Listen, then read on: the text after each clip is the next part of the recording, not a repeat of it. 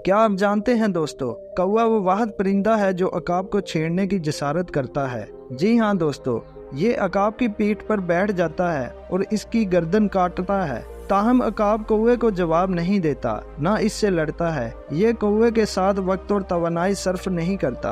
अकाब सिर्फ अपने परों को खोलता है और आसमान में ऊंची उड़ान शुरू करता है। बहुत ऊंची परवाज से कौवे को सांस लेना मुश्किल हो जाता है और आखिरकार ऑक्सीजन की कमी की वजह से कौवा गिर पड़ता है। अगर आपको हमारी ये वीडियो पसंद आई हो तो इसे लाइक करें, शेयर करें और मजीद हमारे चैनल को सब्सक्राइब करना ना भूलें। तब तक के लिए अल्लाह हाफिज।